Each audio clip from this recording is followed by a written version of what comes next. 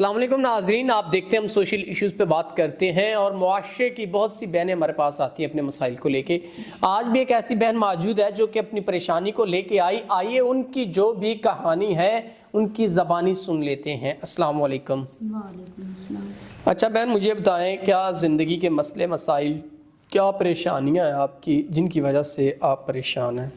جی، میرے والدین کی وفات کے بعد میرا واحد سہارا میری دادی تھی، تو میں اپنی دادی کے ساتھ ہی رہتی تھی، تو جو بھی تھا گزر بسر ان کے سر پہ ہوتا تھا۔ تو اب ان کی وفات ہو گئی تو اس کے بعد میری زندگی بہت مشکل ہو گئی ہے۔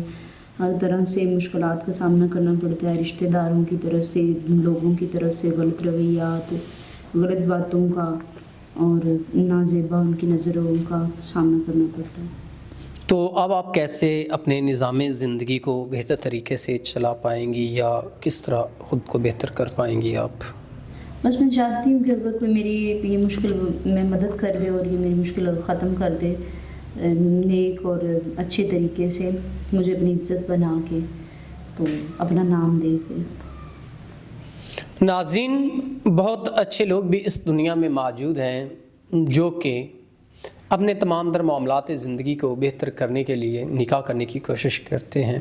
100 مسئلے ہوتے ہیں انسان کی زندگی میں، تو اس مجبور اور لاچار بہن سے اگر کوئی نکاح کرنا چاہتا ہے ان کی پریشانیوں کو سلجھاتے ہوئے، تو یہ نکاح کے لیے تیار ہے۔ بہن، اگر آپ کی کوئی تمام تر پریشانیاں، جو بھی آپ کے مسئلے مسائل ہیں، اگر ان کو کوئی شخص حل کرتا ہے باعزت طریقے سے، آپ کی جو بھی پریشانی ہے، پہلے تو میں آپ کو اپریشیٹ کرتا ہوں، آپ نے نکاح کا پیغام دیا، تو اگر یہ تمام تر آپ کے مسئلے حل ہوتے ہیں تو کوئی نکاح کرتا ہے تو آپ نکاح کے لیے تیار ہیں؟ جی بالکل۔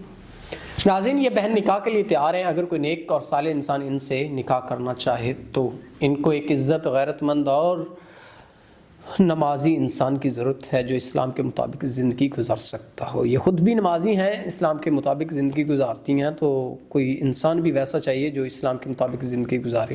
امید کرتے ہیں کوئی نیک انسان ان سے نکاح کرے گا۔ تو اسی کے ساتھ اپنے میزبان نواب احمد کو دیں اجازت۔ خدا حافظ۔